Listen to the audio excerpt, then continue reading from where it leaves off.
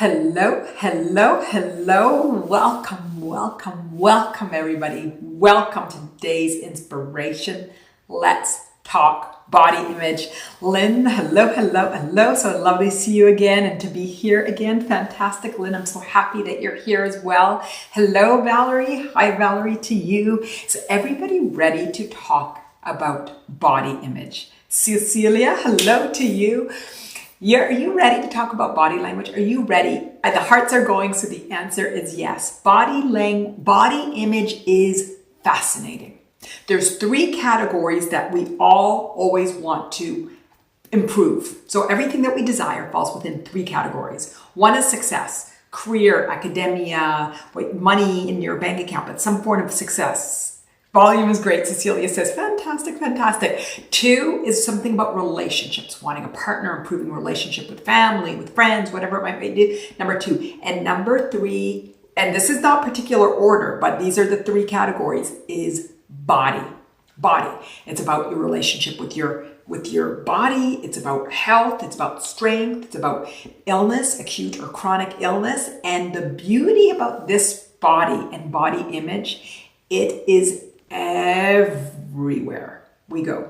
We cannot get away from our body. It's everywhere. So the other categories, you can sort of get away and forget that what your desires are with your success, or you can forget about the relationship, but your body and your body image and your relationship, it's with you all the time. Hello, Monica. Hi to you. Hello. So let's get into it. How do you feel about your body? How do you feel? What's your relationship with your body? Because ultimately, Ray, hello to you. Hello. We are going to have a party today. Today, we are going to celebrate our physical body. Hey, Ren, he just comes in and says hello as well. Hello, Ren, to you. We are going to celebrate our physicality, our physical body. We are going to bring to the surface a strong awareness of the relationship that we hold with our body. And we're going to look for distortions. And distortions come in over or under indulgences. Overeating, undereating, over-exercising, under-exercising. And ultimately what we want to get to is like any other live stream. Alignment. Honor, strength, empowerment, happiness, beauty, celebration. So let's bring it to the surface. Who's ready to play? And let's talk about our bodies. Let's bring it to the surface, not from a point of victim, but from a place of empowerment. I am willing to acknowledge the limitations I have been holding within myself, about myself, and it's time to shift. Who is ready to shift? And I see the hearts and I can see we are ready to go. Kendra, I have a complicated relationship because I was an athlete. Then meds made me gain weight, and I noticed I was treated differently from people, and that impacted me. Beautiful. Kendra, but today I'm feeling sexier and working on myself every day. Fantastic. So Kendra, and anybody that can relate about having a body that felt good and then now recognizing that their body has changed and it doesn't feel good anymore. What is the judgment? Maybe here, Kendra, you have a before and now and after, a desired end. What is that before? What was that relationship when you were an athlete? And what did you feel? And did you take it for granted? Or did you feel that it defined you and it made you better than others? Let's sort of look at it from all the different lenses, from the egoic lens, that this I was confident and made me better decisions. And Kendra, and felt alive. Fantastic. And were you also judgmental of others? Perhaps. I'm just exploring with you, because sometimes that confidence, which is our physical, taught me to focus and determination. Fantastic, Kendra. But sometimes that confidence, which is a direct relationship with self-worth, can be overly, that we give ourselves value for the body that we have rather than value for the person that we are. And so when we lose the body, we lose the self. We want our confidence to be unconditional and not tied to the state of the physicality of our body. Does everybody catch that? And I'm going to say it again. Who wants your self-confidence to be independent of your physicality of your body? I see the hearts. Bren says, love that. I don't want to just be confident, and Kendra says, absolutely. So I'm going to say to you, Kendra, and everybody, and I've got the goosebumps already, that confidence couldn't have really been real, true confidence, because if it was, you would still be confident now, regardless. So it was conditional confidence. Conditional. And Kendra, I want this to be empowering for you. Everything I want to say today, the intention is empowering, and if it's not, let's stop me and talk about it. I'm going to read Valerie's comment, and then we're going to keep talking about this. Valerie, lately I've been to ask myself when I started viewing my body as not good enough. I think I've always been insecure about things, but puberty was a big shift. Fantastic. Fantastic. Bren says same for me, and I see my 13-year-old daughter too. Jen says hello, and hello everybody, and absolutely agree. Okay, so here's the first awareness that Kendra led us to. So Kendra, super Kendra, with her amazing awareness, led us to the recognition that I'm going to cough, that our confidence may appear to be authentic, but it's conditional. And when our conditions change, whether that's body, relationship, bank account, a career, then we lose that confidence. So then that wasn't really authentically aligned confidence. It was conditional confidence. So what we want today is to align with authentic confidence, which means authentic self-worth, unconditional self-worth. Everybody give me hearts and give me words if you were with this. With that was good, and you're with me on this one, and this is your intention. Victoria, Kendra says yes, fantastic. Victoria, I started dancing ballet when I was 4. We were never taught to love our bodies, only how to criticize. Victoria, fantastic. I didn't realize the effects until I stopped dancing many years later in this devastating mindset. Fantastic, fantastic. Kendra says indeed, and Lynn says yes, good. So Victoria, do you see that it's the same thesis? If I am a dancer and I dance well and my body is strong and I can pirouette and I can lift my toe to my nose, then I am confident and I'm strong and I am worthy. And if I don't have a six-pack, or I have fat in my gut, my abdomen, or my muscles aren't strong, I am unworthy. And everybody around me is worthy only if their body is a certain shape, maybe a certain height, maybe their skin color. So body image is more than the fat. So we talk about gait weight right now. We're talking about skill set of being an athlete or being a dancer, but it's also our height. Are we worthy because of our height? My son is really into basketball, and are you better if you're a certain height and worse than if you're not a certain height? How about our skin color, our hair texture? What are the different elements of our physicality that we consciously or unconsciously are using it to under or overvalue us?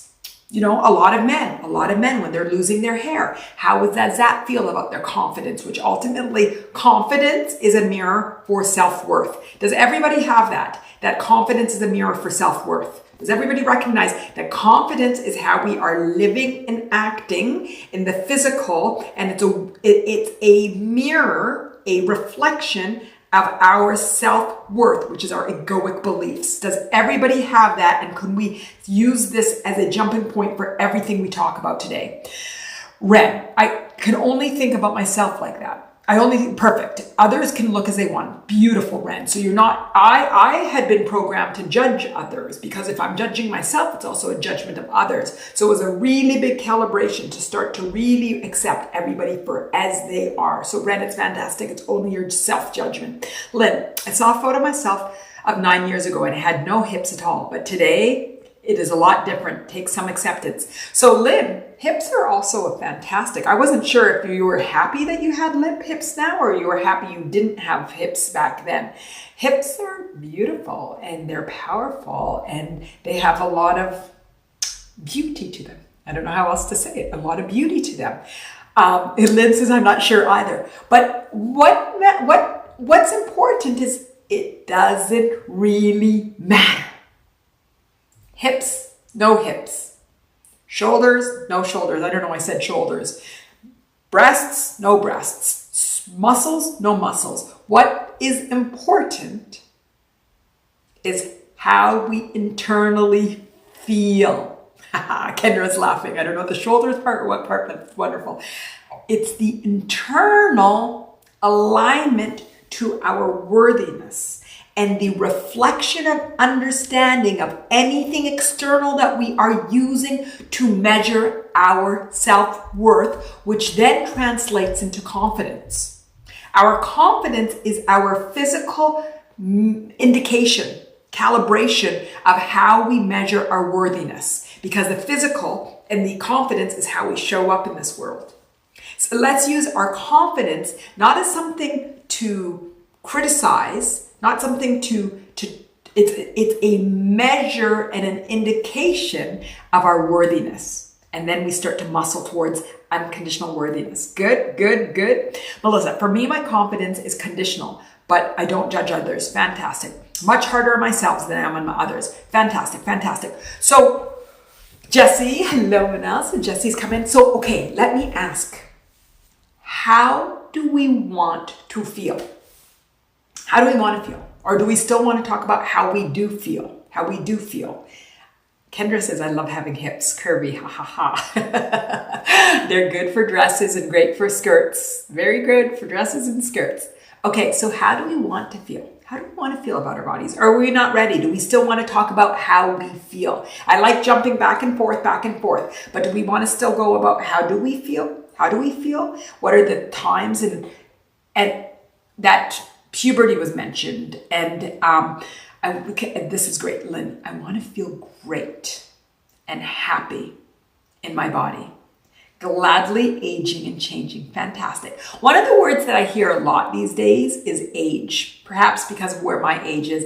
And it's a comment that I'm like, I'm not buying into this. You know, it's like, you look great for your age. I'm like, you know what? That's an insult. If anything says 4X, that's an insult. Or I'm not buying into this because I feel like I'm just like a lot of those things that age with time and aging just get better, better and better and better and better. And I'm not willing to correlate my value and my beauty with time that I can't control. I can't control the number of days and years that I'm on this earth. I can control how I feel. So one of the things that I'm not willing to adopt is a relationship that as time evolves, my self-image, my body image, it's really self-image decreases.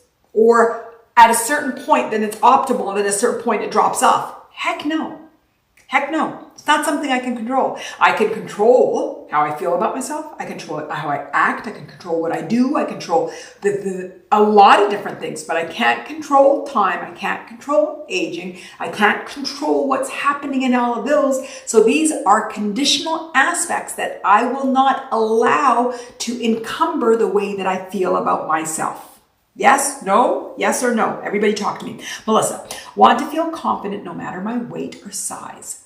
Unconditional love for myself. Fantastic, Melissa. Valerie, I want to be able to accept my physical body unconditionally. Unconditionally. But I don't really see that happening. Valerie, I'm going to reread it in a second, mainly because the constant changes we go through. So, Valerie, I'm going to rewrite that, okay? I want to be able to accept myself unconditionally. And I recognize that I continue to get the opportunity to grow into this because life is change. And with this evolution, I continue to change. So I want to be a fine Valerie, that as age, I start to become more wise and understanding and become more evolved into the beauty of who I am. So Valerie, in your description, there was a lack of control because of change and the uncertainty of change. Why can't we embrace it? Who wants to embrace change? Who wants to embrace time? Who wants to embrace wisdom? Who wants to embrace life? Who wants to embrace what is the natural unfolding and evolution of life? I see the heart saying yes, and Kendra says yes, and Valerie says yes, much better. Haha, but the honest changes scares me. Valerie, fantastic. This is the medium for us to talk about it. And then we reframe it. This is exactly where you're meant to say, I'm scared of change. And then we all say, oh, we all are. And then we say, well, how do we reframe it? How do we reframe it? So everybody, how do we reframe time and change? How do you want to, not with efforting, not with affirmations that you don't believe, but with truth? How do we reframe time? That's my question. That's my question. Okay. See, want to feel accepting and nurturing towards my body instead of how I spent a lifetime criticizing, attacking with bad, unhealthy habits and thoughts. Okay, I'm going to just say accepting and nurturing towards my body. Victoria, I want to be happy with my body just because it feels healthy and good, not for how it looks. Fantastic. Kendra, I've never been superficial, but I appreciate myself more when I'm fit. I love understanding unconditional confidence no matter what size I am. Okay, so how about this? This is what I'm hearing. We all want to feel fantastic. And today is about body image, so we're going to keep talking about body. But we keep saying in our body, but we want to just feel fantastic. And how do we feel fantastic? We feel fantastic by honoring not just the physical body, but the emotional body, the mental body, the egoic body, and using all four of them to dance and get into alignment. So how about an awareness that collectively we want to feel good? Just to feel good. I want to feel good just to feel good. I want to feel good just to feel good. And that means loving my physical body. That means embracing my emotional body. That means adoring my mental body. And that means aligning with my egoic body. All four bodies have a role in helping me feel aligned and good. How does that feel? And now I want to talk about time and change, because all of us, no matter where we are, and actually I think I missed Ray's comment here that says, I look good for my age, and I'm winking and laughing with you over there, Ray. All of us, no matter our age, no matter our sex, no matter our sexual orientation, no matter what, all of us have changes that occur that change our physical body. Some of it by choice, when you get married, and then when you go to college, puberty, having a baby, menopause, premenopause, going through any health, something that ends up changing the way that your activity level. What else changes occur naturally and unnaturally in life that ultimately changes our body?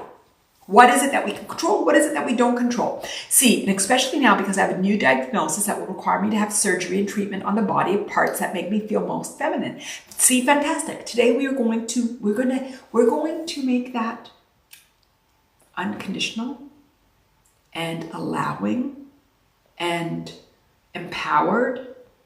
And you said I need to learn to radically accept and love my new changing body on my healing journey. And I like the word healing, and I don't like the word healing. For those of you that follow me a lot know that that word healing is a word that means something that isn't whole. So I know that we are healing, and I know in this particular instance there is healing because you're going through surgery, but I don't like to use that word and lens of healing because it means that we're perpetually not whole.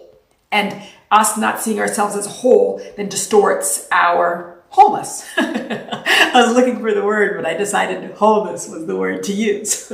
So does everybody hear what I'm saying about the word healing? If the word healing is the best that we've got, fantastic.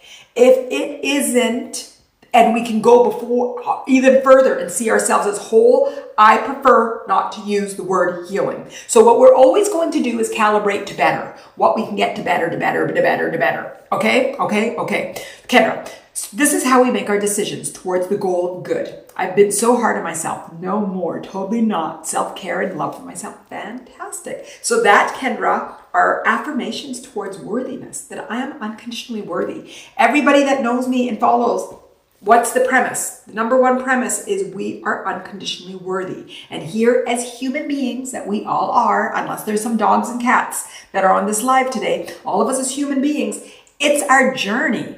It's our life journey to calibrate to our unconditional worthiness, freedom, and happiness. That's what we're here for as humans on our human journey, the unconditional three. And our body has to do with all of them: worthiness, freedom, and self-love. So yes, Kendra, yes, we are going to start to recognize this is our amazing journey. We get to love ourselves and journey towards happiness and strength and power and empowerment and care and love and freedom and acceptance and allowing. And we'll do it together. Jesse, where do we start? It's very challenging to break the deep programming that corporations have thrown at us through advertisements and body imaging. Jesse, fabulous. Okay, so Jesse, that's a fantastic question. So how do we start? We start, you know. So Jesse, everything I'm going to say, you're going to know, but it doesn't matter because you asked the question, so I get to answer it. We start with awareness. Everything that we're talking about today we're bringing it front and center to awareness. Oh, I've been conditioned to, if my body is strong and athletic and dancing, then I'm worthy. And then if I gain weight on my hips, I'm unworthy. Oh, interesting. Conditioning, where did it come from? Jesse, you started to say it came from conditioning. It came from society. It came from corporations. It came from our mom and dad. It came from our siblings. It came from being teased. It came from being bullied. It came from TV. It came from social media. It came from our friends. It came from us looking in the mirror. It came from us looking at animals. It came from life. So do we want to fight where it came from or honor that, oh, it came from life? This is just natural. And one of my favorite things is to say, it's natural, it's normal.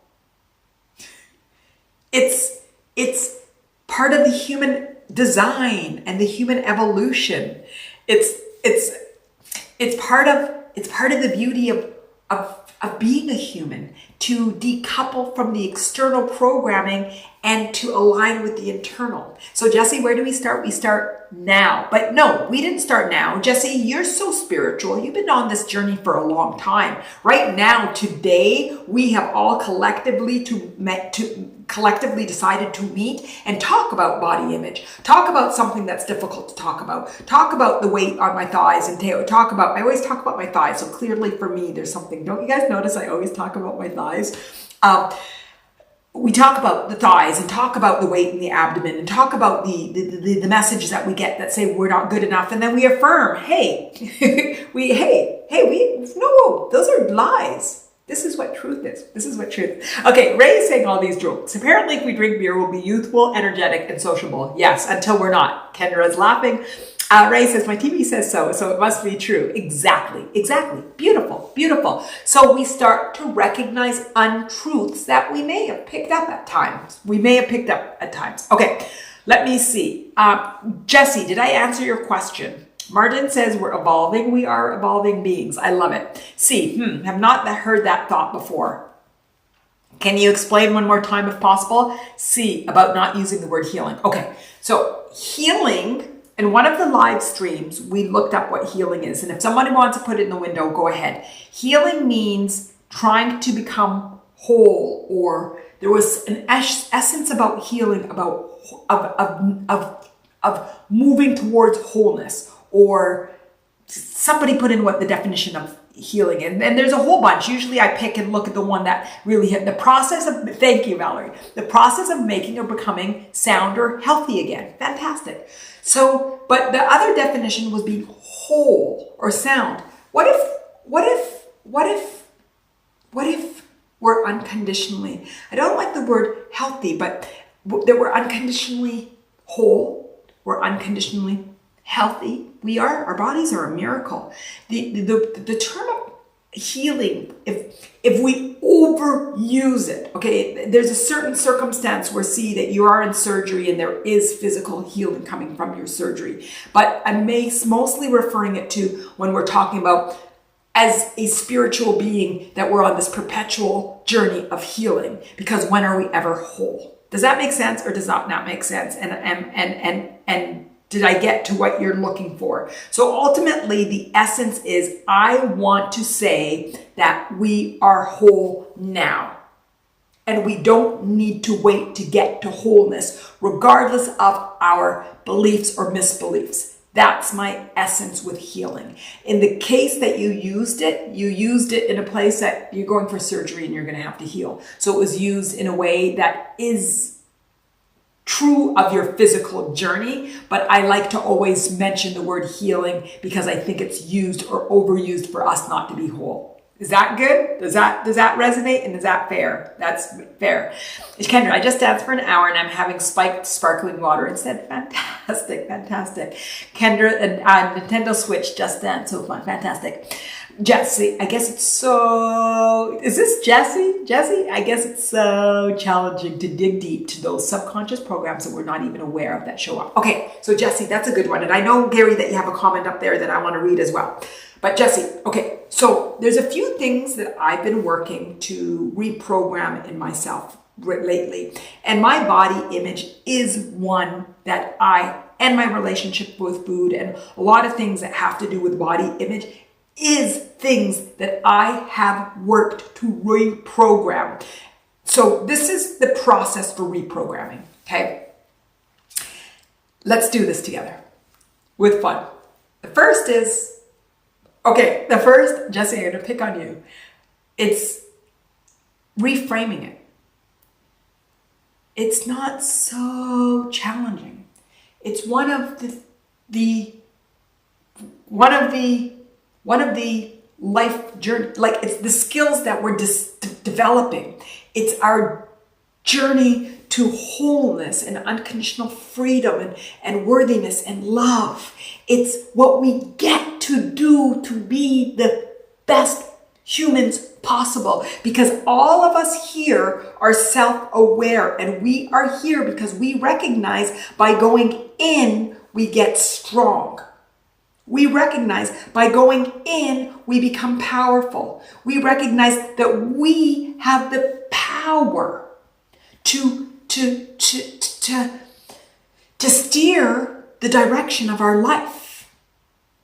So the first thing is, it's life. It's not challenging. It's not hard. It's not difficult. It's not, I can't do it. It's a really fun game of awareness that I get to do. This is one that's like, ooh, here's a fun one that I get to reprogram that has been so instilled and it's so sensitive, but here's a good one that I get to do, So Jesse, can you see the fun that you start to recognize because we are spiritual junkies? I don't know if that's a good word. Who likes that term? That we're like growth junkies, that we're really attracted to self-growth and feeling good, that anything in the way, rather than seeing it as an obstacle or challenging, we see it as an opportunity for growth.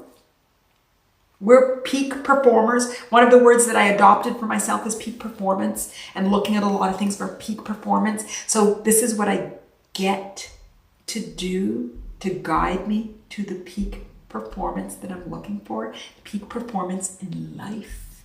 Peak performance in feeling good, peak performance in accepting myself, peak performance in alignment with truth. Okay, I see the hearts, so it's resonating. Okay, so step one is the way that we're going to frame it, that we get to do this, and we're lucky to do this, and it's amazing to do this, and life is just fantastic. Okay, step two is we start to become aware of how we feel. So it's not about the physical body. The physical body is the physical. Yes, we want to feel good in our physical body, but the body that's actually delivering the messages that help us feel good or not good is the emotional body.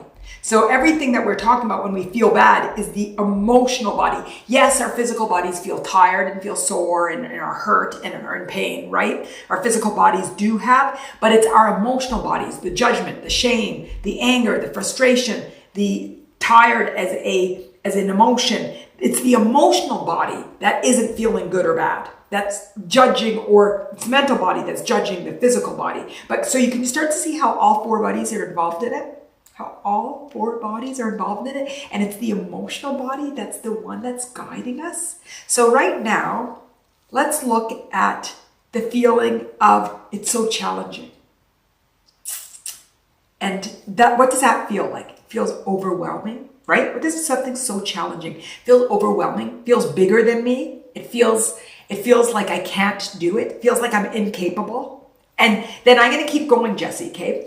And we have to dig down to those subconscious. So what does it mean if something's subconscious? It means it's so hidden, I can't even see it. I'm not even aware of it. But if I'm not aware of it, then it doesn't really exist. So it's the ability to start to become aware of it when it starts showing up. So how does it start showing up? How does it start? How does what, Jessie, you described, I want everybody, how does it start showing up, this subconscious programming that isn't that subconscious? How does it start showing up? Kendra, I define sexiness coming from someone's aura or attitude, but with myself, I'm not that accepting from conditioning, reframing now. Yes, we're working on that right now, Kendra. This is fantastic. So everybody, how does it start to show up? Jessie, tell me. So how does it start to show up when we're just projections on others? Kaylee, fantastic. Projections on others. And how do we project on others? How do we project on others? Comparison, fantastic. They're good, I'm not. I can't look in the mirror often, fantastic. Self-hate, can I call that self-hate, Kendra? So not even willing to acknowledge. Judgments, fantastic. So it shows up as judgments, fantastic. So we start to see it. So right now, let's pick one. Projections on others, which I'd love, Kaylee, for you to, judgments. Okay, so right now, we're living life happily. We're out in the park, okay? We're out in the park, we're walking. Then all of a sudden, look at somebody. And when we look at somebody, there's a feeling that all of a sudden, a judgment of myself of not being good enough. So what do we want to do with this? What is it that we do with it? What is it that we do with it? How do we start to, as Jessie said, how do we start to reprogram? How do we start to take it and start to shift it? How do we start to be empowered to start to look at those subconscious things when they come up, when we're least expecting it, and then shift it and then move it to empowering?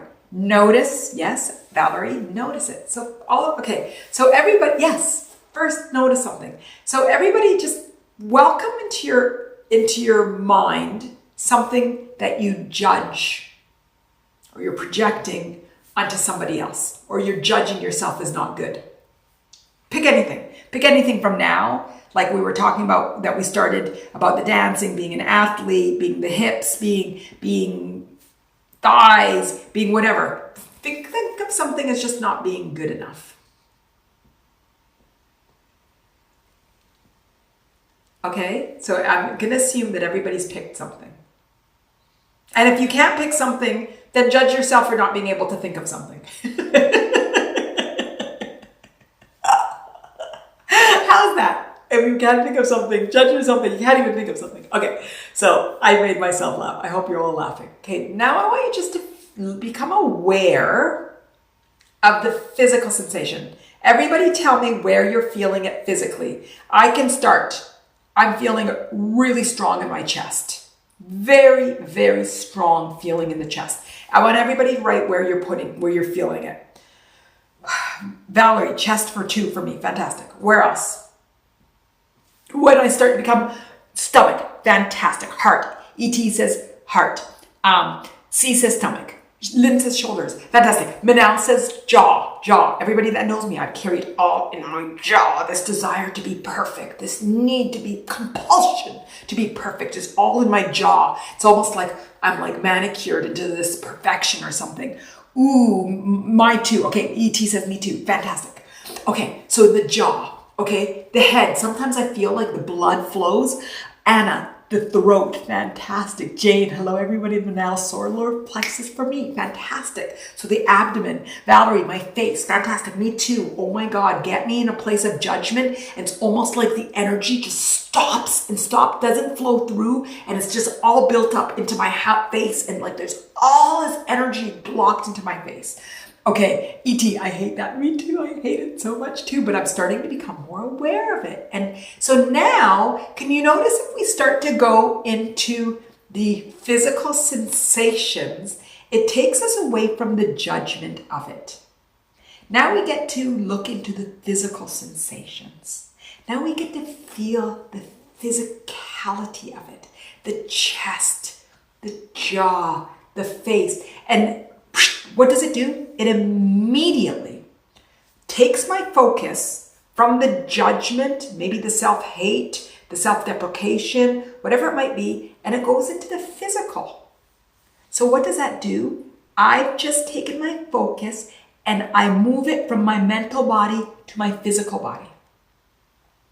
To my physical body, which is really, really powerful because you don't continue to egg on the thoughts.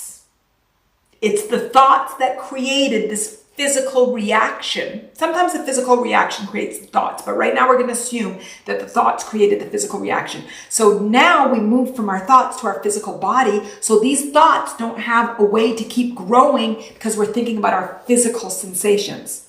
Does that feel good too? Yes, it makes, I feel my stretch marks itch. Fantastic. Oh my God, Mary Alice, that's so cute. Okay, so fantastic. So does everybody see the power of shifting to the physical awareness, because it stops the mind from becoming active on those judgmental thoughts?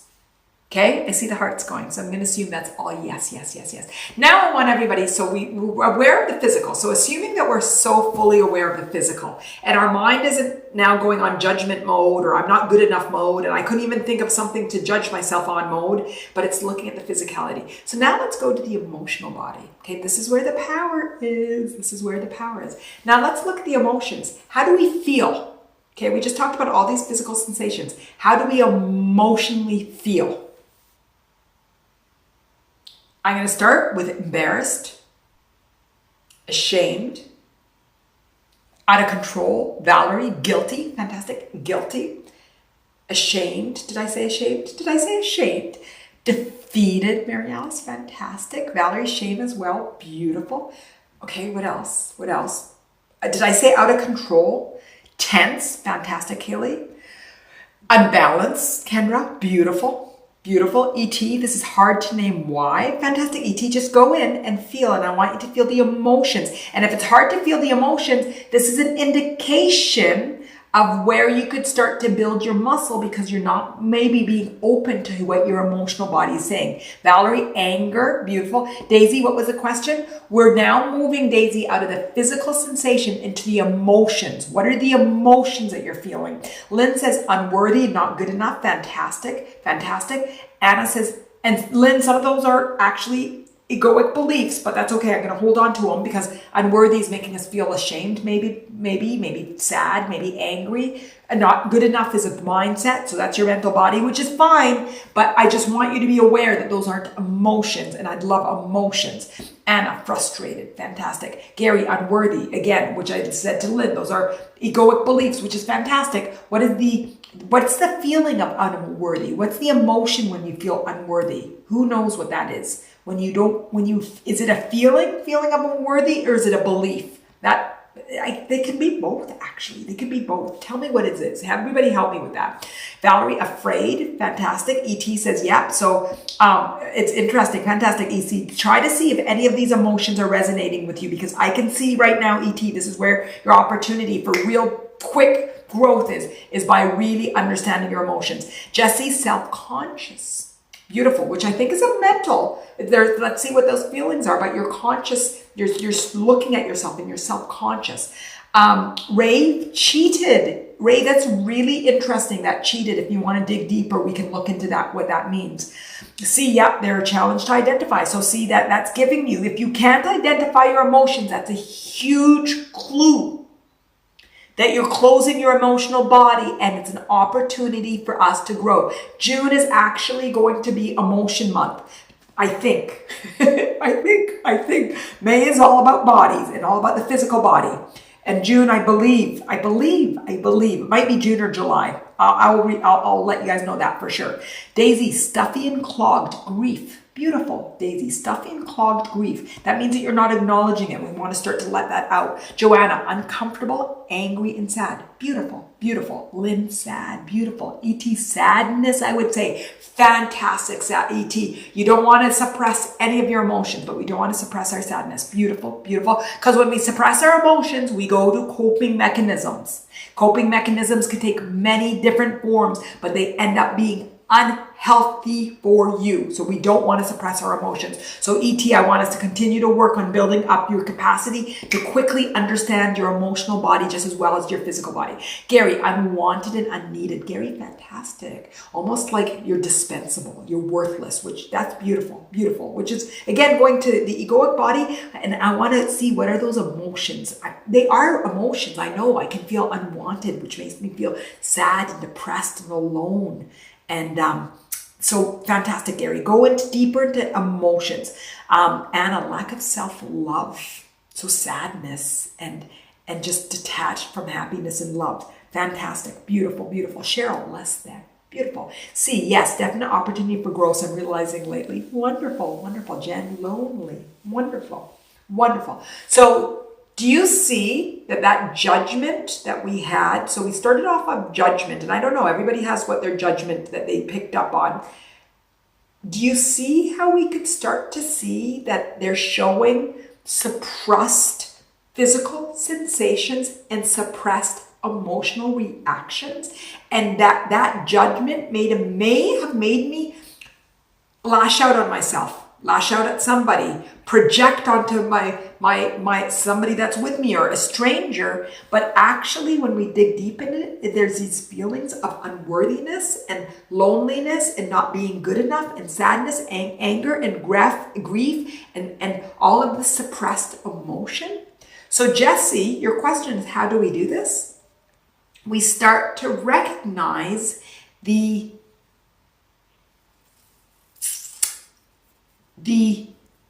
strength of these judgments and these thoughts in releasing repressed emotions, which are showing up in our lives in so many different ways.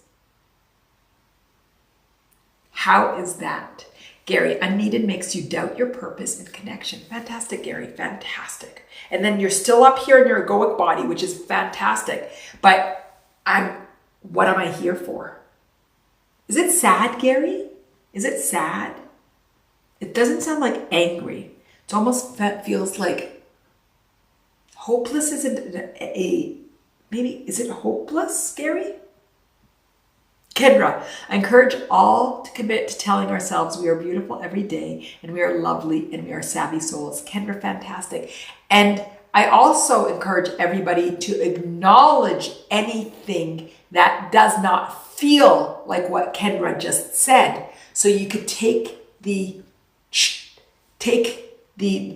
fears out. You take the whoever's hiding in the closet, you take all the demons out and you look in them in the eye and then you say, I don't buy that. So don't just tell yourselves you're beautiful without hearing that voice and say, I hear that voice that doubts it. I see you. I see you sadness. I see you anger.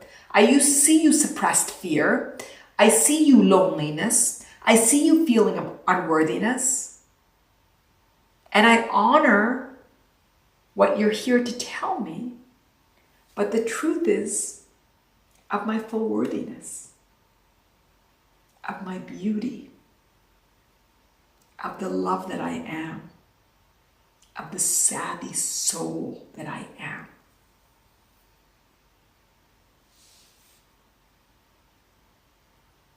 So I don't want anybody to affirm or effort if there is any resistance, because what we want to do is see the resistance for what it is until it's no longer resistance.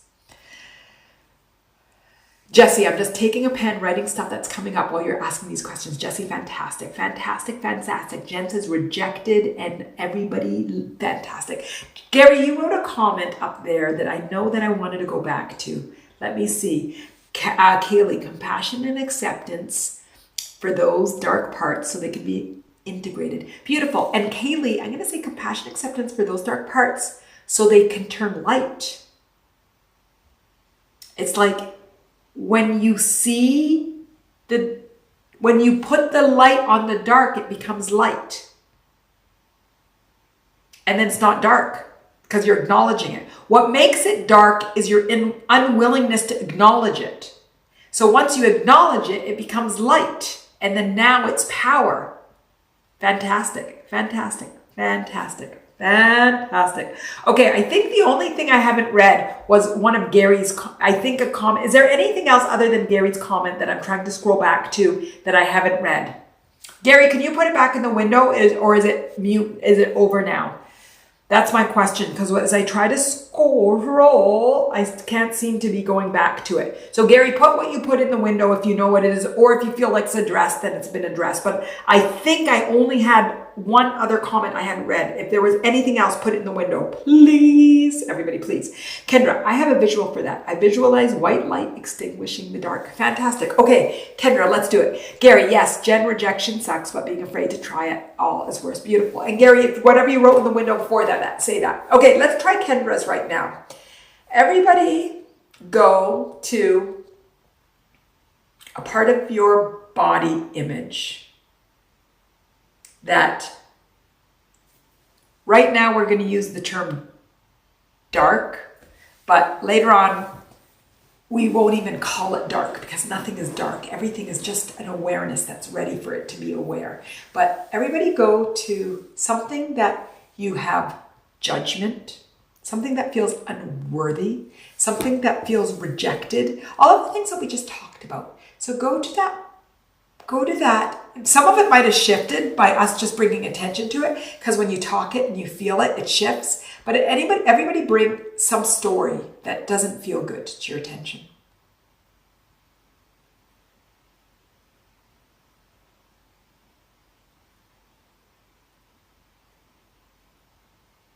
Okay.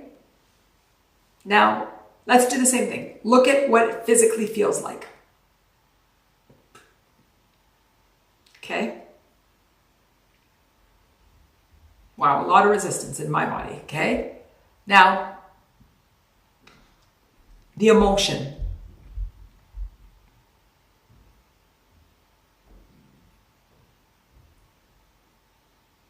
Fantastic. Now, the desire. Okay, no. Now, okay, the thought is what brought it into your mind. So the thought, you already brought the judgment in. So now you looked at that physical sensation with the emotional sensation. And now let's go to your egoic belief.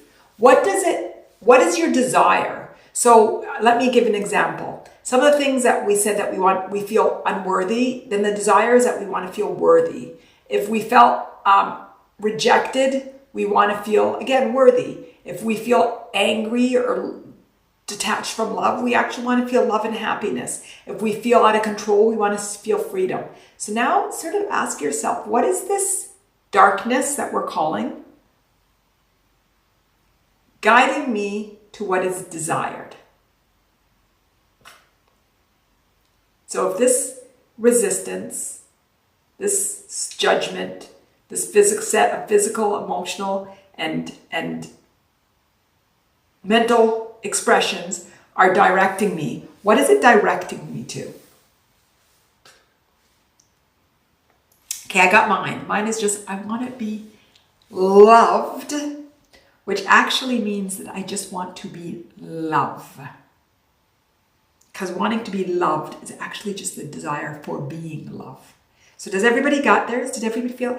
Now let's do what Kendra suggested and just visualize white light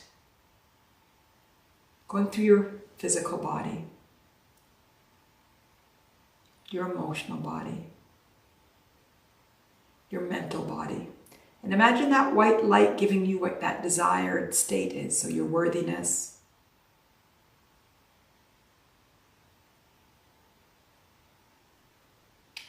your love,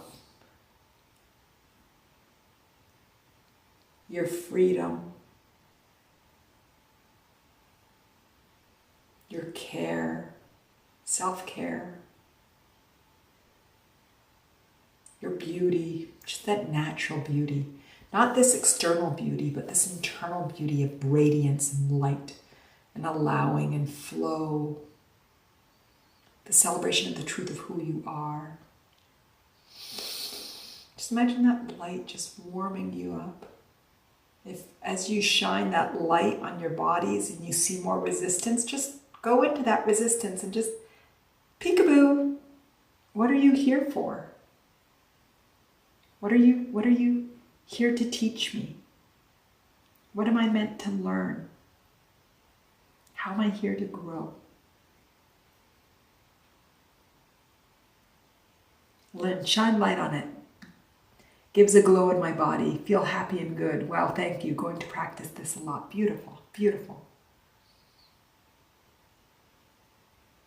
Gary, I said that my issues have never been my body issues because I've always kept myself in pretty good shape. But my problem has been a lack of want or need from others. So Gary, yours is just the relationship. I don't know if you were here in the very beginning when I said that everything comes in three.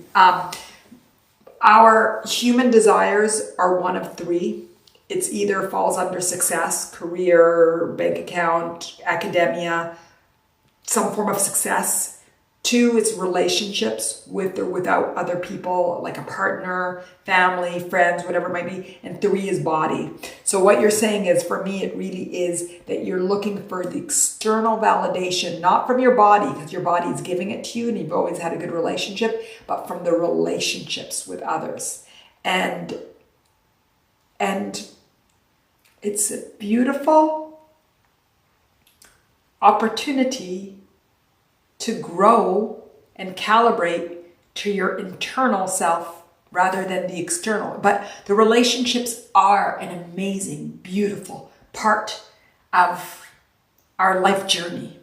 And I know that you have an amazing relationship with your children.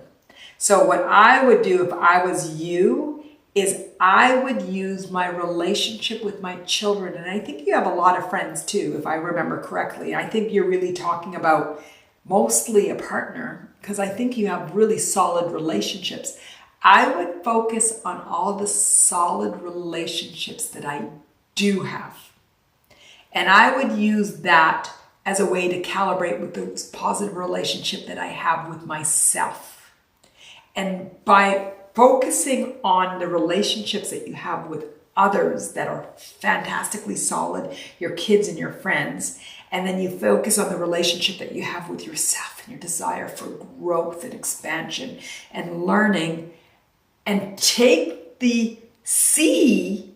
I'm not telling you not to see the lack of want or need from others, so that relationship one. I'm not asking you to see it, but I'm asking you to actually say to yourself, oh, I do have what I think I have. I'm just defining it more. I was defining it more specifically, and now I'm being more broad about how I see that I actually have it. Then you'll start to see it coming to you in different ways. Is that clear? I don't want you to try to trick yourself into thinking you have what you want, but I want you to recognize that if you broaden the definition of what you want, you'll recognize that you have it, and then you'll attract actually what you really want. Did that make sense? Because I know there was a lot of convoluted parts about that. I think from the hearts that makes sense.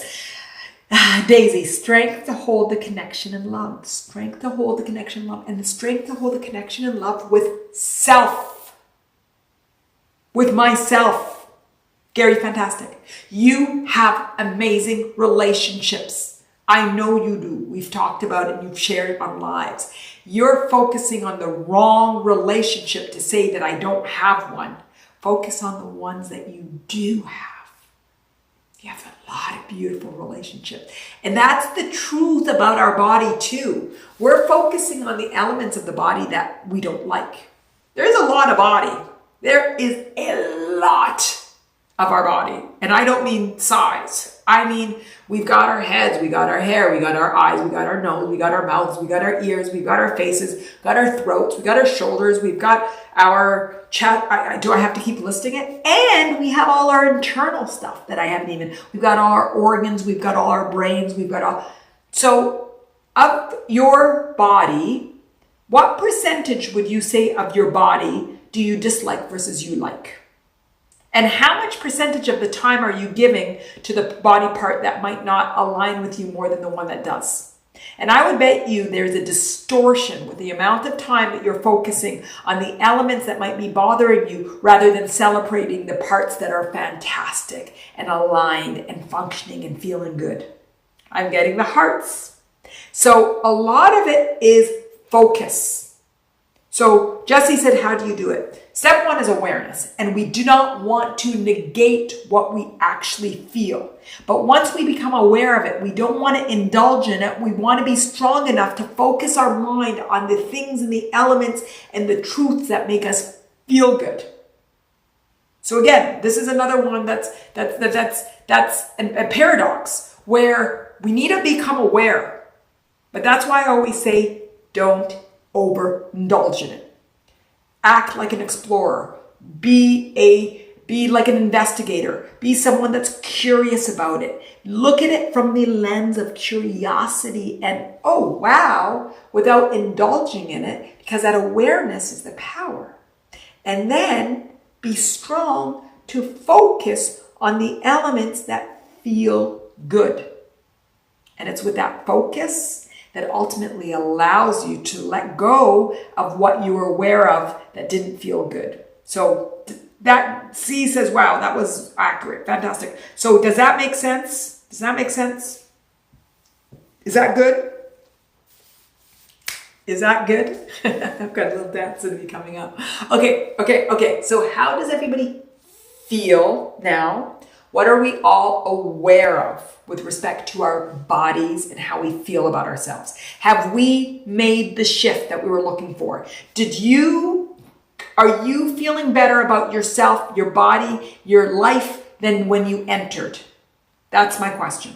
What are you all aware of?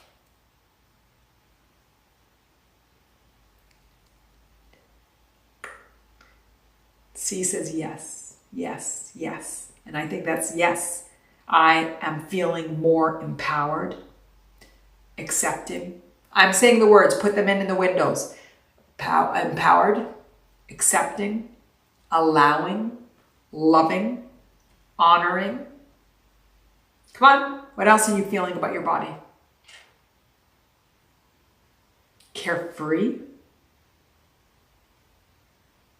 strong, purposeful, happy. Oh, Mary Alice, this is your word. Playful. This is all fun and play. Valerie, I didn't necessarily feel a shift, but I'm aware that my focus is distorted. I have a lot to be grateful about. Valerie, then tell me where do you feel the resistance? Let's get you that shift, Valerie. Daisy, present. Fantastic one, Daisy. That's beautiful. Kendra, empowered. Valerie, where do you think, and I think I'm pointing to the answer, where do you think your resistance is? Am I pointing to the answer? Valerie, where do you think that it is? Do you think you're trying to control? My resistance is I can't accept my body. Yes, I think mental. Okay, fantastic. So what I want you to do, and I want everybody to do this right now, okay? So Valerie, I think that there's a lot of control and judgment that you have on yourself. Is this true? Yes. Okay, fantastic. So what I want you right now is to, everybody enter your mental body, okay? This is going to be fun. Enter your mental body. And I want you to sort of look at judgment and control. And give me a visual of what it feels like. if you can visualize the judgment and control in your mind, what do you see on your mind? Like for example, I see a vice sort of like holding my brain, sort of like the same tension that I see that the jaws just like got to be locked into this perfection. Sort of see the same thing in my brain, like not allowing it, not being free. Everybody if you sort of see judgment and control visually in your brain, what do you see? Beautiful. Valerie, for some reason I see myself choked up. I can't breathe. Fantastic. And Valerie, what's keeping you from breathing? And is it around your throat or is it your brain or where is it? This is what I want you to see. C, more accepting. I now realize that what I notice, awareness doesn't indulge. Beautiful. C, remembering the proportion of my body I accept the part I'm having difficulty with. Fantastic. Okay, Valerie sits around her throat. Interesting, because I thought it was your mind and it's really your ability to speak your truth. So what's choking you, Valerie, as I put my two hands around my throat because I'm feeling choked now? What's choking you? Can you see a visual of what's choking you?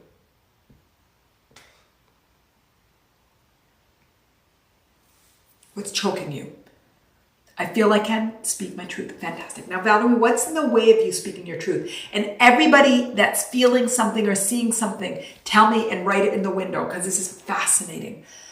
Valerie, what's keeping you from speaking your truth? What's keeping you? Something I have not in control, like not me really choking myself, maybe external. Fantastic. Valerie, what do you see? Is it hands like I had put it? Do you see it as a rope? Do you see it as energy? What is it that's blocking you from your truth?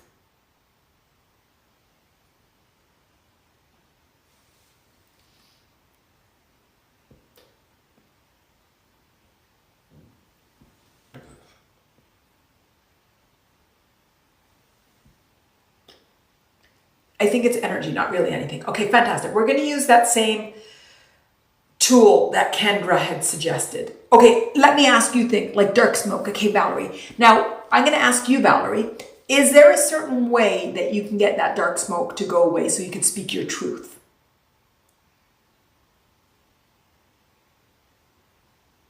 Is there, when I ask you something, is there something, that's a good question. Fantastic. I like good questions.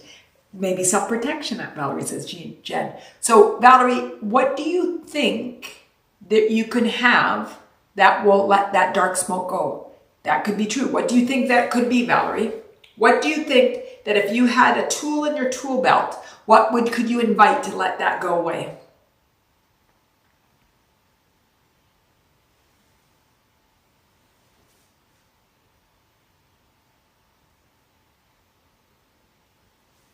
Okay, Valerie, I'm going to invite the white light. See if you let that white light, that light that we've talked about, that rainbow light, any color light, and just sort of see it, like recognize that there's something that's keeping you from your truth, something external, and invite the white light to see it and to let you know if there's anything specific that you're meant to grow from it.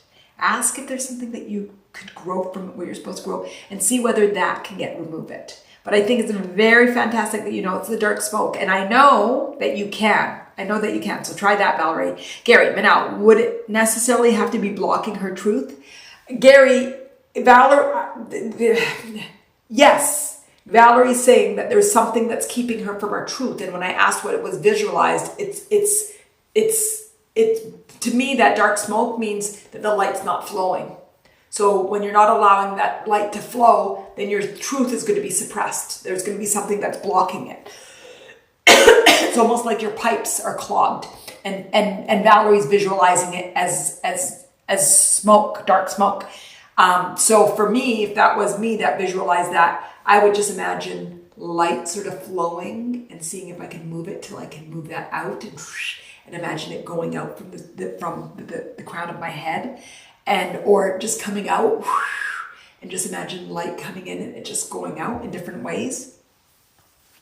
Valerie, let us know how that works. Daisy, I see my dad, cynical eyes, lethargic breath, anxiety and sadness. This is the grief that I'm experiencing. Grief over what has been, grief over feeling better. And this grief wants me to acknowledge the sadness that once was in me, not too long ago. That's in my lineage. Daisy, that is fantastically, amazingly beautiful, and I've got goosebumps all over. And where did you see it? Did you see it in your brain when I was inviting to look into your brain, the control and the resistance, or did you just see it visually? And did you meet the grief and acknowledge it and love it? And did you allow it to let it go and release it? Valerie, I feel like the light can't get to my mental because it's a mess over there, very overwhelming, a lot of judgment that I cannot see. Valerie, what is it that can? So I know that there's a lot of can'ts in there, but I want you to take a deep breath in, okay? A deep breath in. And I'm going to invite for you to have a sense of strong empowerment over your being, over you. So one of the things that you said is that it's not you and it's something else. So I want you to take a deep breath in. And with that deep breath, I want you to breathe in empowerment. And release anything that's keeping you from feeling disempowered.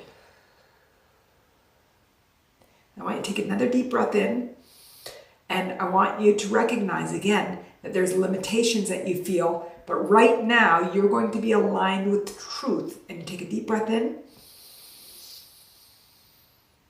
and release anything that's keeping you from being aligned with your truth. And I want to take another deep breath in.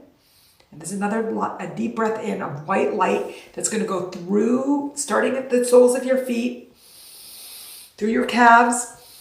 The light's going through your knees, through your thighs, through your abdomen, through your chest, through your throat, through your head, and out the crown of your head.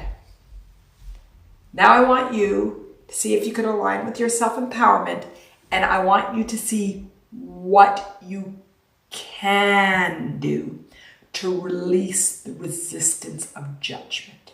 Okay, that's my question for you, Valerie. And again, get yourself calibrated to the higher Valerie, to the egoic body, to the truth, and then come from the truth, not from physical Valerie, but from egoic Valerie. Tell me what you're coming up with. Jesse, I agree with Manal. The use of dark smoke and perhaps choking our emotions from feeling or self-expression. Beautiful, Jesse.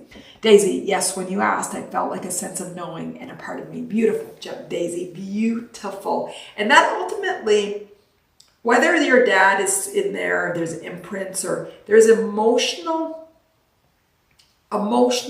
even with Valerie, whether it really is dark smoke or not dark smoke, there is emotional imprints that we have that are representative of the resistance, the sadness, the pain, the suffering, the struggle that we've had in the life. And it can come out in different ways. So Valerie seeing it as being choked in dark smoke. Daisy, you saw it as your father and that he was never able to be happy and his anxiety and his sadness. And it doesn't matter how our bodies present it. It's an opportunity for us to align again with truth and beauty. Does that make sense? What I'm saying is, it doesn't matter if this is true or not true. It is representation of vibrational stories that exist in our bodies. And what we want to do is honor our creative expression, our feeling of it, however it wants to come out, and recognize that there is truth to what it's saying overall. Okay, Valerie, I feel connected to light. It's almost like my soul. I've been a little disconnected with my soul, my truth. Fantastic. And then when you connect with that light, Valerie, just ask your light and ask your soul, how do you let go of that, allow your mental body and release that feeling of control and judgment and let go of that's keeping you from speaking your truth. Okay, so just sort of connect with your light, Valerie, connect with your truth. And everybody do the same thing. Everybody, this is an opportunity that we get to learn from each other of connecting with our truth and allowing our truth to guide us to the light. How does that feel? Valerie, I feel like my soul, the light, is formless. It's almost telling me that nothing is everything. When I go, there is like nothing matters. Physical is nothing. It doesn't change anything, if that makes sense. Valerie, that makes lots of sense. What it's telling you is that you're stuck in, I can't say better than control. You're stuck in trying to force the physical to conform to the way that you feel that society is expecting it. But that's all an illusion, because life is just beauty. And what you're defining as nothingness and allowing and light. Does that feel like it resonates, Valerie? So what it's telling me, it's telling you, is just to let go. Good. This makes me feel really emotional. Fantastic. There's the control you're holding on to, and your soul is telling you that there's nothing to hold on to, that it's all an illusion. Can you feel the power? Oh my God, I got goosebumps all over my body. Valerie, your soul is telling you, it all makes sense. Okay, so can you let it go? With that emotion, can you honor that emotion and let it go? Can you use it as a conduit for release? Recognize that this was the way that it was allowing you to release. Daisy, it says, grieve over your lineage. Feel the pain your ancestors weren't able to grieve. Grieve so it leaves your body. Daisy, that's absolutely beautiful. And you bring in a lot of the conditioning that we all go through is beyond the visual that we see. The conditioning that we go through is a lot to do with genetics and our families and our ancestors. So when we get caught up in our now, in the physicality of our life, to honor the greater meaning of life and that we don't see, and just sort of honor the evolution, the evolving. I don't know if that made sense, but it made a beautiful sense to me. Jen, we need a joke to lighten the mood, and Jen gave a joke. I'm just laughing. Valerie, I feel empowered when I see my truth. It's reassuring. Fantastic. So now this is the question that made us enter this. Does everybody feel more empowered about your body and about yourself than when you started? So everybody, I think I was getting mostly thumbs up, except for Valerie. So Valerie, do you feel empowered now? And you, even more than feeling empowered now, do you have the tools that you need to connect with the beauty of your empowerment? Do you have the tools that you need to connect with truth? Do you have the tools that when you feel that resistance, that you know, all I need to take is a few deep breaths and a recognition that everything I'm feeling and taking serious is actually nothingness, an illusion. Yes, fantastic, fantastic. Okay, so how is everybody feeling? Gary wanted the room to be lighter. Let's actually lighten the room. Want everybody just imagine the light just coming in and just cleansing in.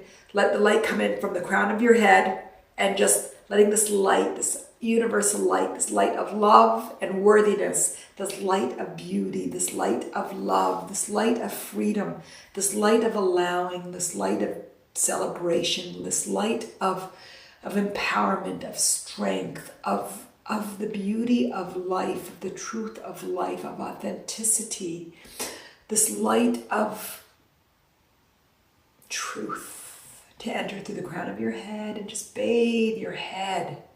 Bathe your third eye, your eyes, your nasal cavity, just your face and your jaw. Allow this light to come in through your throat and into your chest and just anchor into your heart. Now imagine the light from the core of the earth coming in. And let that light come in through the soles of your feet, through your calves, your knees, your thighs, your pelvic area, your abdomen, your chest, and just anchor. Now imagine this light meeting that universal divine light, just exploding in your chest and just lighting up every area of your body. Imagine this light affirming the truth of your beauty, your health, your strength, your power, your flow, your acceptance, your happiness, your perfection for being you. Unconditional to the external. The beauty of you, the internal you, the light you that Valerie connected with, the soul you, the truth you.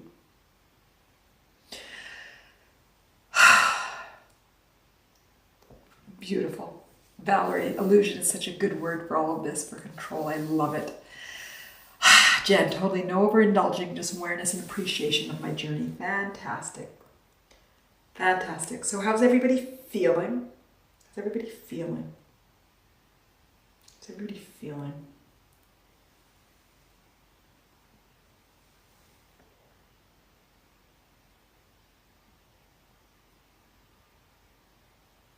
How does everybody feel about your body? Valerie, I feel a lot of gratitude. Fantastic. Daisy breathing. Beautiful. And then Valerie and everybody, did you see that we didn't try to intellectualize with Valerie about how to feel and the control and the judgment? The journey comes through awareness. The journey comes through feeling. The journey comes through connection with the truth. But we also didn't indulge with Valerie and your self-judgment and all of that. So it was like an awareness and a guide to connecting with the truth, and not telling Valerie what the truth, only Valerie could tell us what her truth was. So I just want, and that's the truth for every single one of you. The only one who knows your truth is you. And the only way to connect with the truth is through the awareness and through honoring yourself and through recognizing that every signal from your body is a gift. Every signal. Good, good, good, good. See, perfection for being you. Exactly. Perfection for being you. Fantastic, fantastic, fantastic.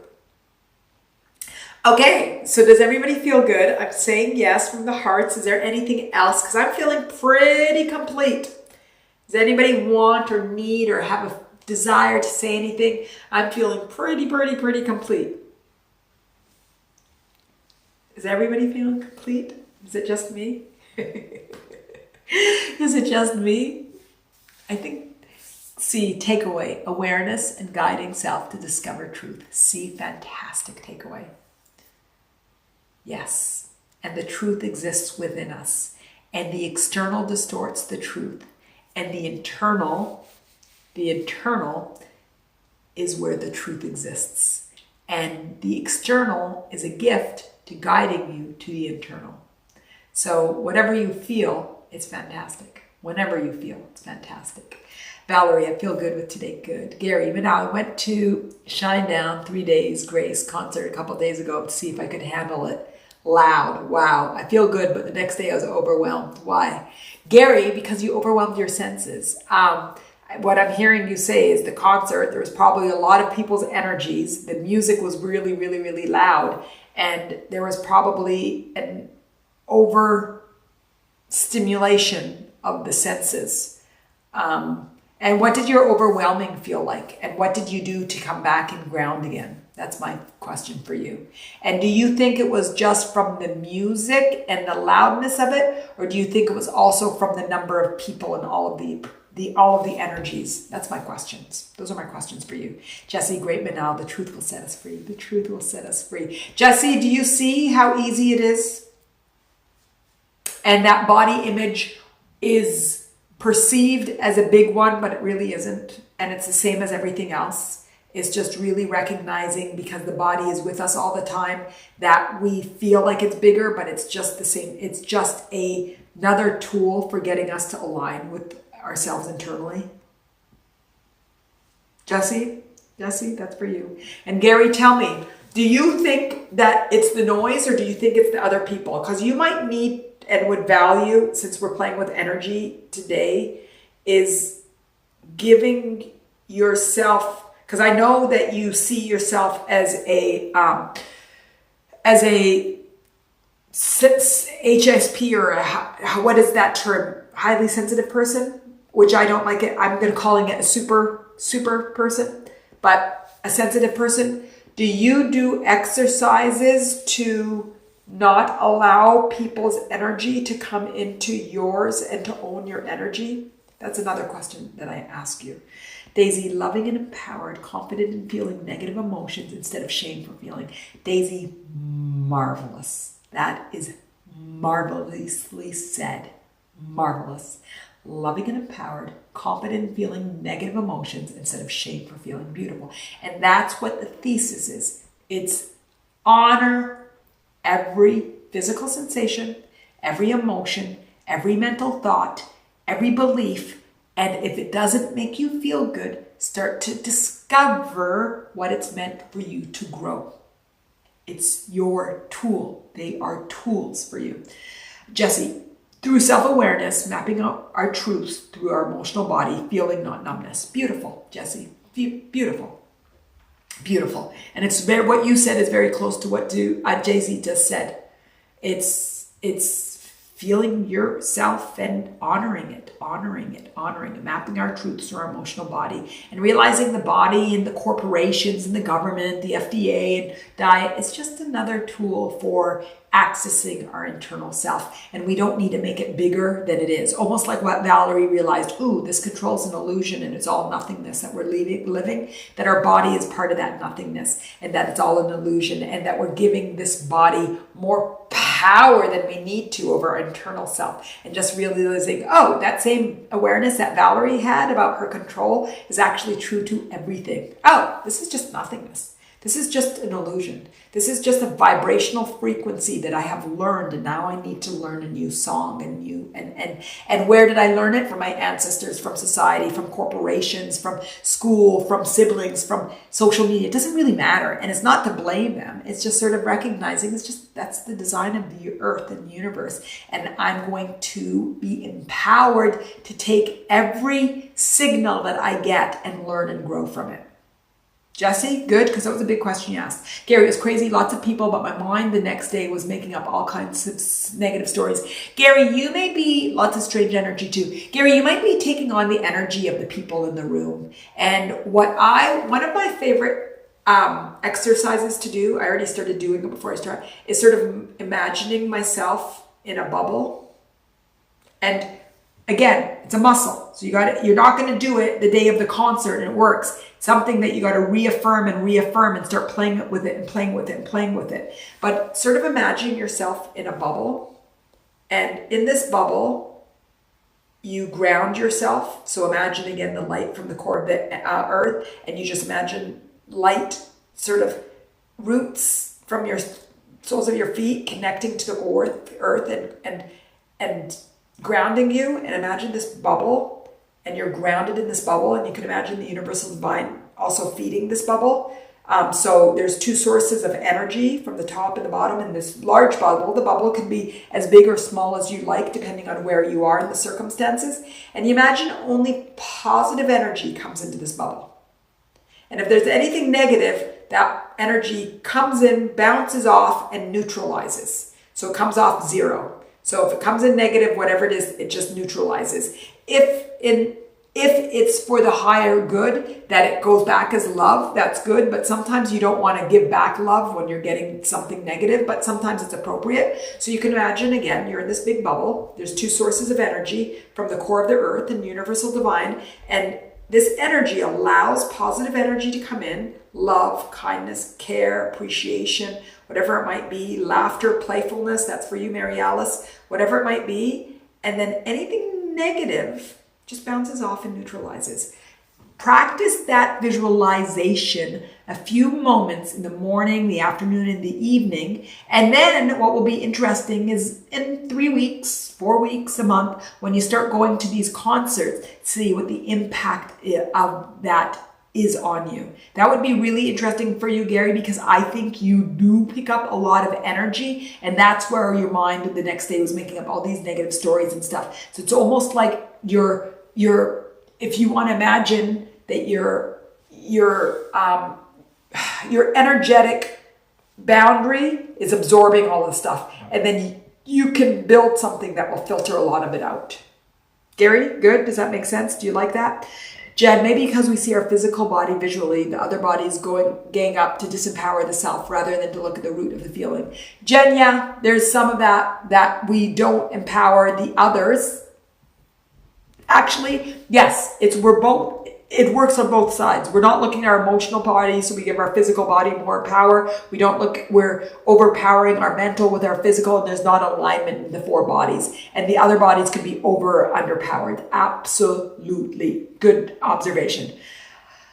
C, also, instead of negative emotions, I've been taught took a long time to view them as uncomfortable emotions. See, yeah, I like that you don't need to call them as negative. I like to call them low vibration as well. So it's all vibration. And I don't even like to look at them emotions. I like to look at everything as waves and vibration. And that way I don't have to identify with it negatively. It really is about understanding that everything is a wave, and looking that I've picked up waves because of my conditioning, and honor the journey to amplify those waves. So I really love what you're saying, C, and I agree. What we don't want to do is identify and label and make things bad, which are just is. Good.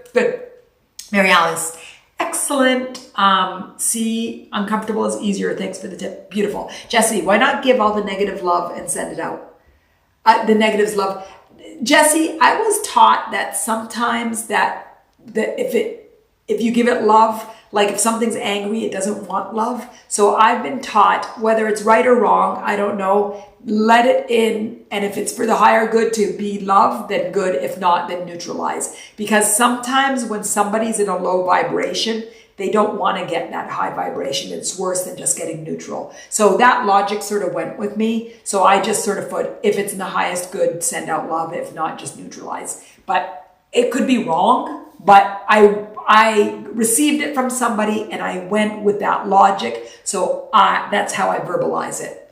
And then I do see that sometimes when I'm angry, you don't want somebody to just set love, compassion maybe, but there just might not be circumstances, and I just honored maybe there's circumstances where it's not the best. So that's where it comes from. But if you think it's good not to, just to say give love back, that's absolutely fine too. But I'm just sharing the distortion or the way that and then that logic went with me. Does that make sense, Jesse? Gary, I've been working on visualizing a lot lately, and I've actually been in touch with my spirit guides, if you can believe that. Fantastic, Gary. I think that would really benefit you a lot.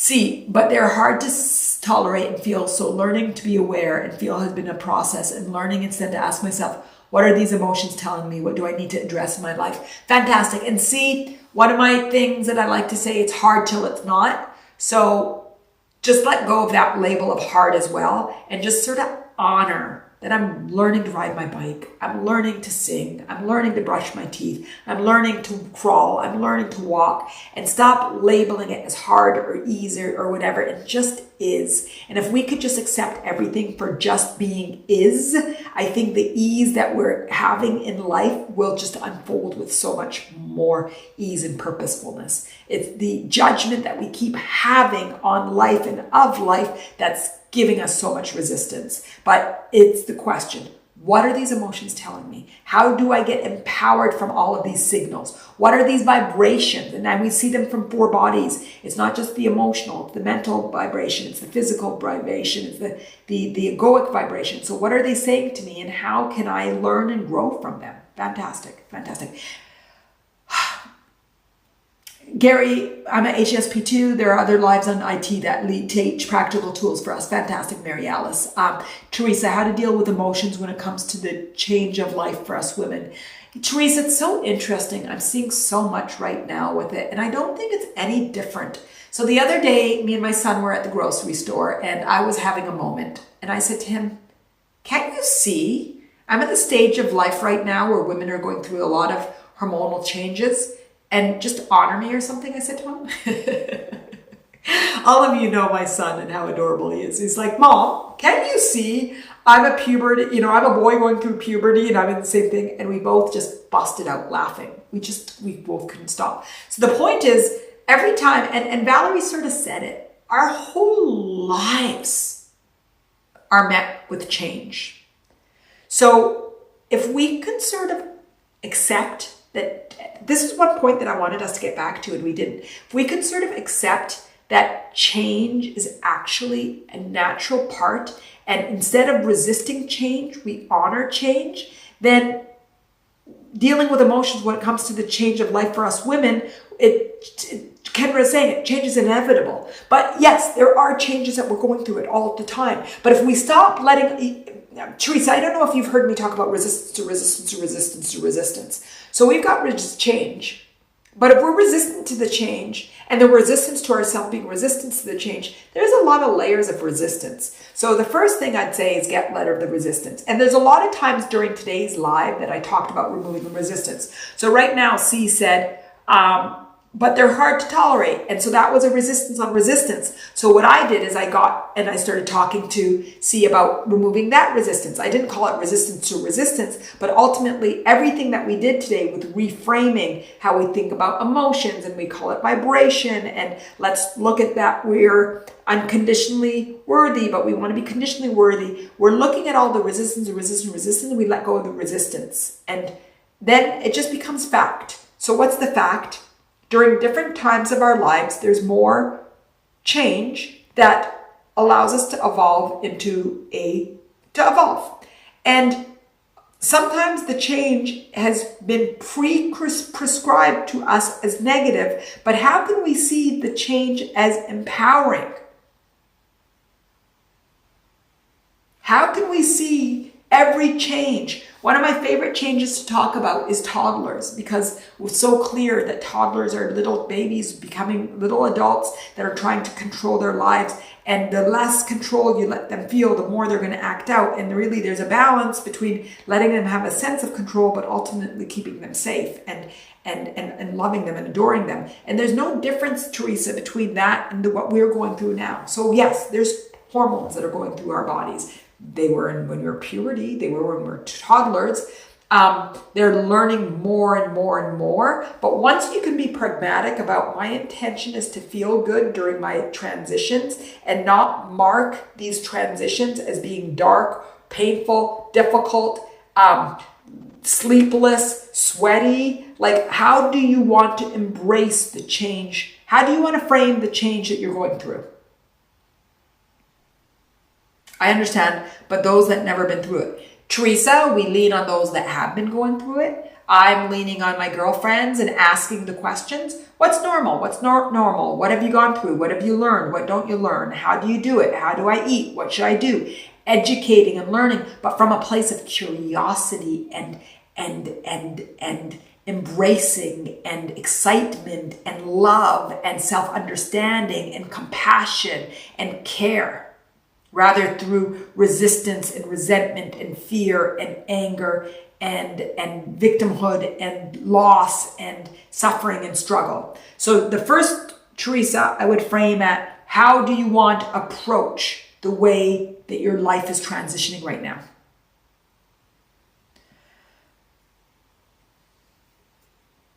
Teresa said IH. Let's see that. Jen, love that, Manal. I see changes as my teacher, the opportunity to learn and grow from all of my experiences. I'm aware of the conditioned response from the past, but now there's a curiosity and excitement, seeing it from a different perspective of allowing. Fantastic. And that's, Jen said a beautiful word, Teresa, is that we want to allow the changes. We want to allow the way that life is changing. And stop resisting it, but sort of be, and how do I make the most of every moment? How do I make the most of Manal today versus Manal yesterday? And not seeing the Manal that's aging every day being less of a whole Manal, but more of a whole Manal. I want to feel that every single day I can't be more whole, because once you're whole, but equally whole, equally worthy, equally free, if not more, because I'm growing into it. I'm allowing the change, but it's tough when the anxiety and fatigue kicks in. So then, Teresa, then what I would suggest to you, and we can have a live on this. I think it could be one. I don't know what the topic would be, but what there could be is an invitation for understanding. First of all, honoring the anxiety and fatigue. Not the anxiety as much, because anxiety is a fear that's unknown. So asking yourself what you're fearful of and what you're scared of, and it's likely change and aging, because it's clear from the way that you're asking. So I'm allowing the change. I want to get rid of the tough, and then honor all of the sensations that are coming in and invite a calibration to fullness and wholeness. Invite a calibration to truth. Invite what you expect is going to be what you live. So what is it that you expect about these changes that are going on in your life? That's a good question. What's the expect? And everybody answer that. What is it that you expect about what you're transitioning into? That's a question for everybody. Jesse, I always try to send love out no matter what the circumstances of others, bad or indifferent, as it shifts those negative vibrations. It creates change, the world I want to see. Jesse, I fully agree with you. I fully agree with you.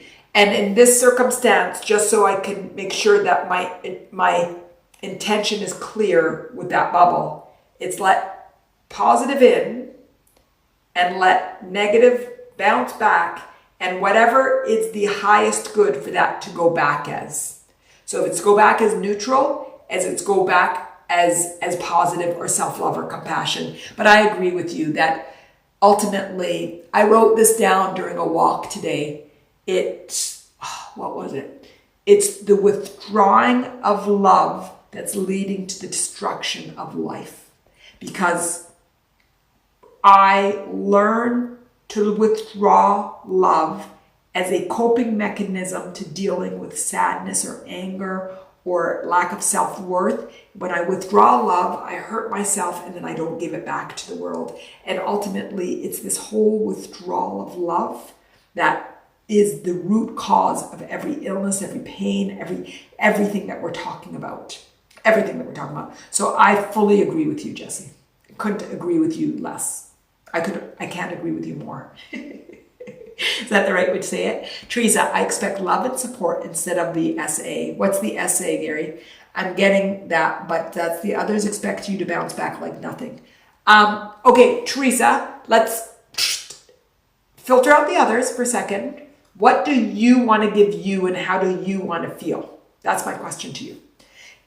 Gary, Manal, you know that my goal has always been to get rid of my resistance and become whole more so every day. Fantastic. And if that's what we see ourselves as growing and expanding and growing and expanding and growing and expanding and growing and expanding, that's the vision that we want to see. Okay. So Teresa says, and I love this, I want to feel like me again. So everybody, let's take a moment to feel what me is. Okay. I want everybody to take a deep breath in. And ground yourself.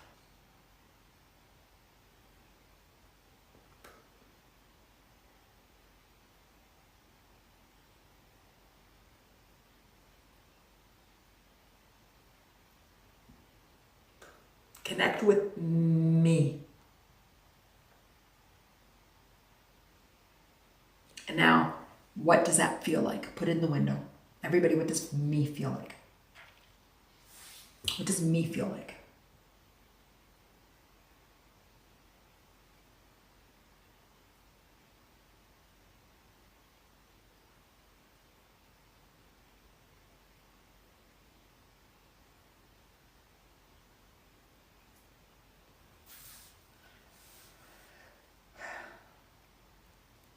Jesse, love is the ultimate infinite resource of healing and why we're here on this planet. Jesse, I agree. So Jesse, when you connected with yourself, with me now, what did you feel? Did you feel infinite love? I agree with you fully, Jesse. And I always did feel, when I think of it as negative, that it's compassion back. So I fully agree with you. So Valerie, felt creative and compassionate. Fantastic. Fantastic. So creative and compassionate. What else? Jen, being me brings to a smile to my face, an inner peace and contentment within. Beautiful. Jessie, I'm going to say that when you felt into me, you felt you, like me as in you. Unconditional love. What is it that you felt like? Teresa, what is it that you felt like? What does me feel like? Spirituality, I am there. Physically, mentally is hard. Jen, I smiled. Fantastic. So Teresa, what I want you to do is recognize there's resistance on the physical and the mental. Is there resistance on the emotional too, Teresa? I think there is on the others. So spiritually, I'm there. Physically, mentally, and emotional is hard. So Teresa, can we reframe that? Okay. And every week we talk about the same things in different ways. So we'll muscle it together. Sometimes we can't shift, although we can shift like this, but sometimes we don't. We just got to honor the process. But what I want you to recognize is that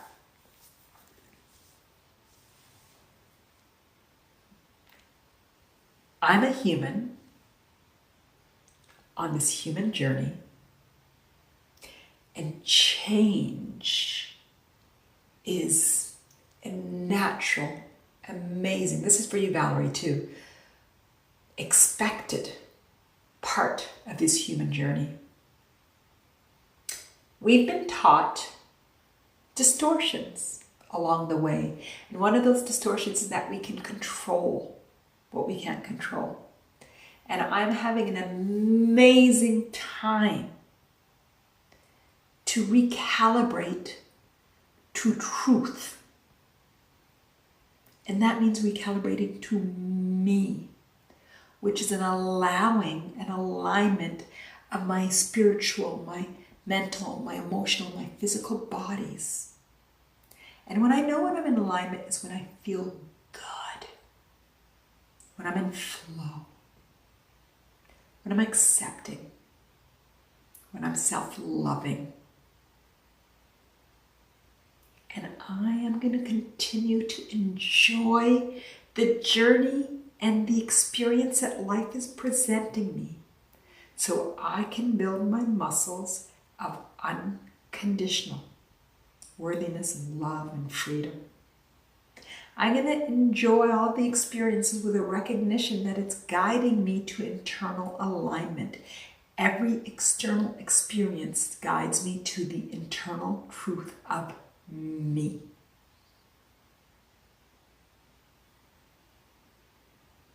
And one of that is the changes that women go through in the mid years of their life.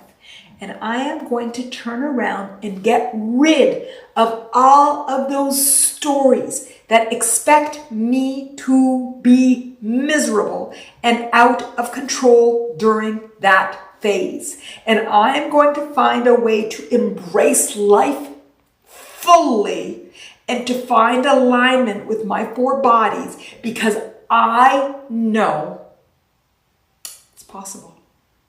And I have the skill sets and the focus to allow it to be possible. How's that feel, Teresa? How does that feel? Jessie, yes, unconditional love, the absolute greatest gift to give and receive, especially to ourselves. Love it, Jessie. Gary, I need to do something with a bunch of lingering fear and doubt before I feel like me. But with all of you guys, help me, I will get there. Fantastic, Gary, fantastic. Teresa, that feels great, baby steps. Exactly. Let's enjoy the journey. Let's enjoy the journey. Let's become aware together. Let's ask the questions together. Let's get vulnerable together. Let's become aware together, and let's grow together. And recognize that we can't wake up and be where we want to immediately. It's a journey. I can't wake up today, say I'm going to California on a road trip, and be there in a minute. Or after an hour and 44 minutes and 16 seconds. I'm not going to get to California. It's going to be a certain distance, time that will get me to California. So let's get to utopia together. Let's get to worthiness and freedom and love together. Let's get to unconditional together. And enjoy the journey towards it. And it's a lifelong journey. Jesse, Manal, think about this. I can feel the love from what you've generated here with us in your lives. Jesse, thank you. I just want us to feel good. And part of the reason we don't feel good is the judgment and expectation that we shouldn't. And if we let go of that judgment and expectation and just accept how we feel, we'll remove an intense amount that is keeping us from aligning with the truth of who we are, and we'll feel good. Jesse, thank you. Can anybody else feel it? Yes, Jesse, you're so right. Valerie said yes too. Fantastic, fantastic. So, is everybody feeling complete? Does everybody feel like you have the tools to be empowered, to take control? And I put the word control in quotes. Control of your focus, not of external. Control of what you look at and what you're aware of. I think control is a bad word, but I'm using it in the right way, so I hope that you like it. Yes, yes, yes, Mary Alice. And later in the week, it's magic to her voice in our heads, coaching us to empowerment. Oh, Mary Alice, thank you. Lynn, yes, more and more and more. Fantastic, fantastic. Okay, fantastic, fantastic. So let's make a commitment to each other. Let's make a commitment to honor our humanness. Let's make a commitment to honor the journey. Let's make a commitment to enjoy the ride. Let's make a commitment, this is for you, Mary Alice, to be playful, to have fun, to be creative. That's for you, Valerie. To flow, to allow, to accept, to enjoy, to love the ride. Let's make a commitment to keep coming back. And back is to whatever you want it to be, but back to growing, to expanding, to learning, to loving, to accepting, to allowing, to flowing, and to recognize our muscles will continue to develop and develop and develop, and skills that will continue to develop and develop and develop, and we'll do it together with fun. Who wants to make that commitment? Jesse, I have a question. Is there anything higher than love? I think they're all synonyms. Wait, I'll tell you what's higher than love. Bliss could be higher than love. I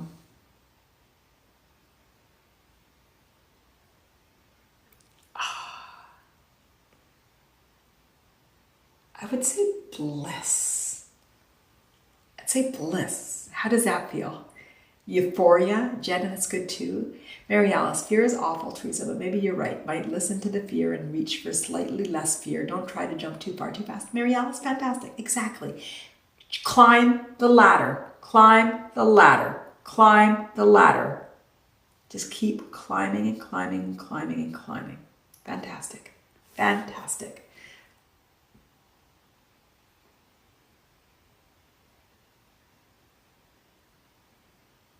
Good, good, good. Oh my goodness, I'm laughing. Okay, so I feel like everybody feels good. And I feel Teresa. Okay, this is what I'm going to say to you, Teresa. Teresa, you're feeling overwhelmed because you feel like you need to get from here to there in a moment. You don't. We're going to get there together. And you're going to get there. So just enjoy the journey. Just enjoy the journey. There we go. Just enjoy the journey. Gary says, I think love has the highest vibration. Gary, it's absolutely an honor to be on this journey with you all, and I'm so grateful for you. Oh, beautiful, beautiful, beautiful. Okay, so I'm going to ask again. Does everybody feel better now than when you entered?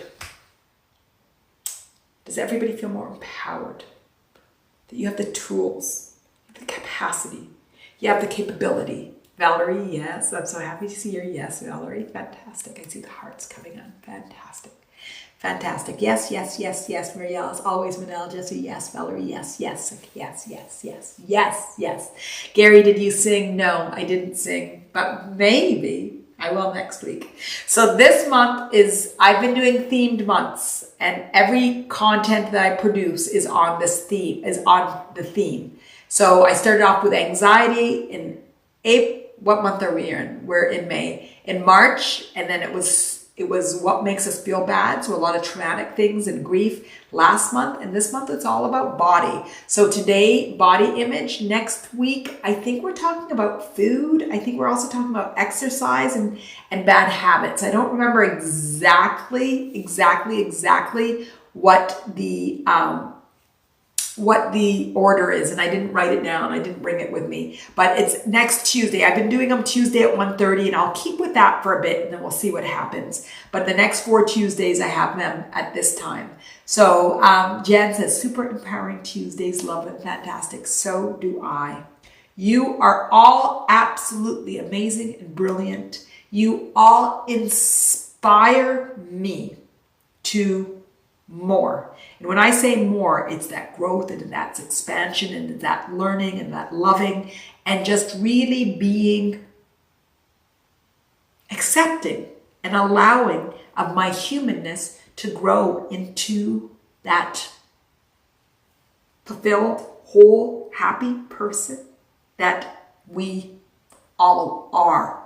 The me that Teresa's saying, I just want to be me. That me is that truth of our worthiness, our freedom, and our love. And what we're going to do is we're going to let go of distortions that society has given us that makes us believe that life is going to be anything other than what we want it to be, which is beautiful, which is celebratory, which is fun, which is growing, which is expanding.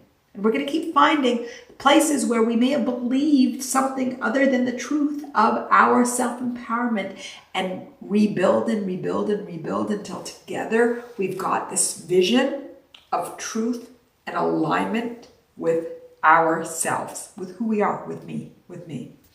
Beautiful. Marias, I love knowing that they count the hearts we give. Let's pile them up, people. I do love them too, Marias. I love it. Love it. See, yay, just discovered you. I'll have to come back. See, yes, I'd love that. Oh, Valerie, crying for sure, not as much as laughing though. I've had a few good laughs today. I don't know if everybody laughed with some of my silly stuff. Mariella, see, like fine wine, she gets better with time. We do get better with time, don't we? Jen, our jokes. I know we need you, Gary. Yes, we haven't done jokes in a while. We'll do jokes soon. Fantastic, fantastic, Teresa. You ando. I don't know what you ando means, but it will come back in a second what you mean, Teresa. And others have made me smile today. Okay, good. Fantastic. Good. Fantastic. Okay, I love you all. You are all absolutely brilliant. We are going to keep growing and learning and growing and expanding and growing and learning and loving and accepting and growing and learning and living and playing and being and I-aming and inspiring and enjoying and laughing and loving. Jesse, thank you to Mabel and everybody. I think she means Manal. So on that note, I'm going to say to you guys, I love you all. I love you all, including that beautiful Mabel. Jesse says Manal. Who's Mabel?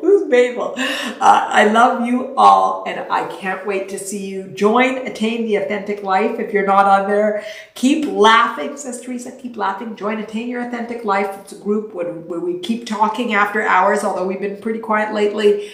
And follow me if you don't, and let's keep playing and growing. I love you all. All this Mabel talk. Okay, you guys, I love you. Bye. That was amazing. Can you see how your body is a conduit to your self-growth? You want to keep growing? Go to my website, www.mattain.me/anxiety. Sign up for a mini course, 10 steps to letting go of anxiety. Hope to see you there. My love, always.